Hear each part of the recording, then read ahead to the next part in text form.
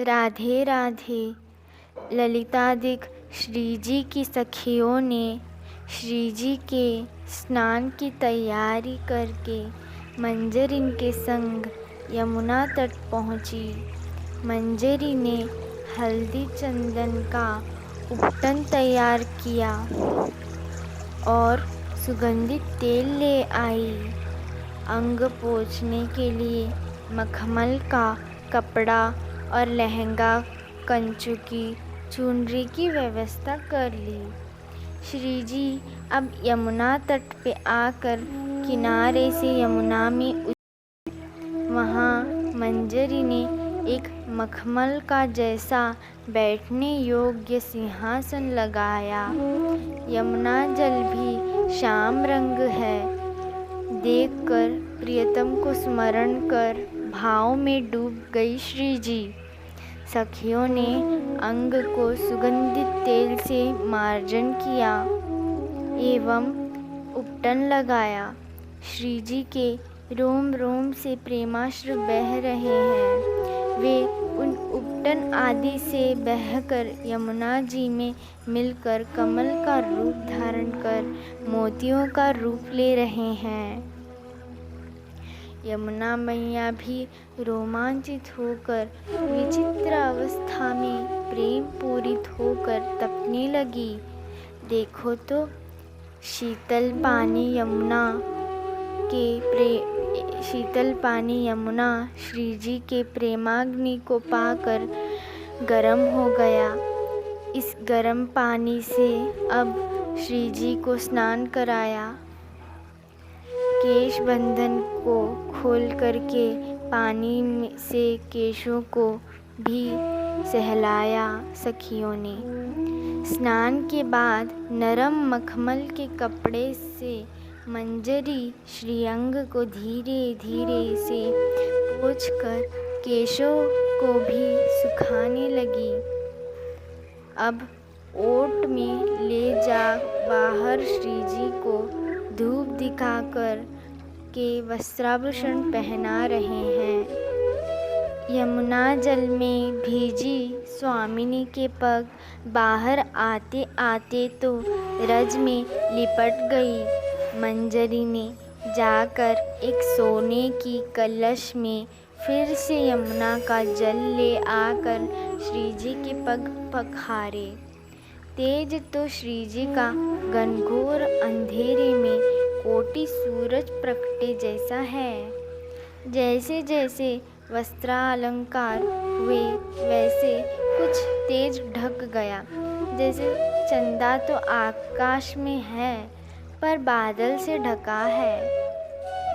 देखो तो कैसी सुंदर छवि है मेरी छैल छबीली की। गौर वर्णी नेत्र तो मानो बाणों की कटाक्ष को लिए रहते हैं। इतनी सुकोमल की हार का वजन भी न सहा जाए। कटी तो इतनी पतली कि सिंह भी लज्जा से मर जाए। हाय मेरी स्वामिनी को तो मंजरी सखियाँ देखती ही रह गई। और नीलांबर धारण करने के पश्चात केश सज्जा कर आईना दिखाया गया श्रीजी को। हम तो श्रीजी के रूप रस माधुरी में ही बैठे हैं, पर श्रीजी की दृष्टि तो नित्य श्यामजू को ही देखती है। ना आईना तो श्रृंगार को दिखाने दिया तो उसमें पीछे पेड़ की टहनी पे छुपकर बैठे प्रियतम दिख गए।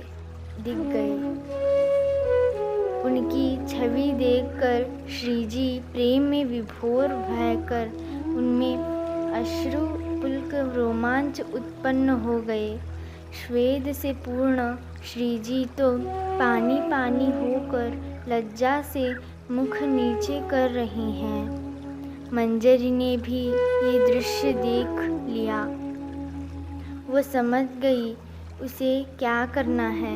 तभी पेड़ पर छुपे कन्हई के पास गई और कहा, देखिए ब्रजराज कुमार, हमारी स्वामिनी को यूँ सताया मत करो। जाओ, अभी पुष्प चयन के बहाने से आपका मिलन कुंज में होगा। वहीं जा कर के प्रतीक्षा कीजिए। श्याम सुंदर ने आनंद पूर्वक बात मानी एवं कुंज में चले गए। जहाँ श्यामजू बैठे थे वहाँ की लता उनके अंग गंध को धारण किए हुई थी। तो मंजरी ने वह लता को लेकर बीजना बनाई और श्रीजी को बीजना करने लगी।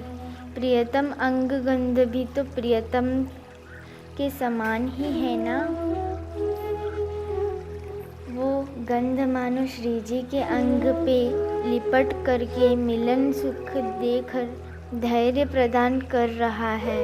और श्रीजी जाग करके बैठ गई। तभी सभी सखियां बलिहार करने लगी। सब श्रृंगार पूर्ण हो गए। पर सुदेवी ने देखा कि श्रीजी के हाथ की अंगूठी नहीं मिल रही है। मंजरी ने सुनकर झट से यमुना में डुबकी लगाई। तैरना नहीं जानती तो क्या, भावलोक में तो भावना का ही महत्व है ना। श्रीजी की अंगूठी ढूंढने लगी। तभी एक नील कमल पर वो अंगूठी दिखी। मंजरी ने सोचा कि श्याम सुंदर तो चले गए, पर वे श्रीजी को मिलन करने हेतु नील कमल बन के तो यहाँ आए होंगे। तो मैं मंजरी तो नित्य मिलन करवानो चाहूँ, तो क्यों ना नील कमल अरु नीलांबर को मिलन करवाया जाए। गौरांगी के गोरे कर में नील कमल मानो प्रिया प्रियतम का नित्य मिलन। ऐसा सोचकर मंजरी ने नील कमल ले लिया और अंगूठी भी बाहर आके श्रीजी को अंगूठी दी और नील कमल भी दे दी। श्रीजी ने अपने गौर हाथों में नील कमल को लिया और अति उल्लास से भर गई। उनके मुख का उल्लास आनंद मंजरी देखकर बरबस ही विभोर है बेहोश होने लगी। इतना आनंद के सहा नहीं जा रहा। सखियाँ भी ठिठोली करने लगी। अरे मंजरी, तू तो श्रीजी की परम प्रिया हो गई। अब तो तुम्हें हम सखियों से भी ज़्यादा स्नेह प्राप्त हो रहा है। यह दृश्य देखकर मेरा भाव देह प्रेम में सराबोर होकर पिघल रहा है। लगता है कि ये यमुना भी ऐसे ही प्रेम में पिघल कर पानी हो गई होंगी। इस दिव्य धाम में इतना प्रेम है, आनंद है, सहा नहीं जाता और रहा भी नहीं जाता। जितनी कृपा बढ़ती है उतनी विपाशा बढ़ने लगती है। गहरी सागर से गहरा है श्रीजी का प्रेम।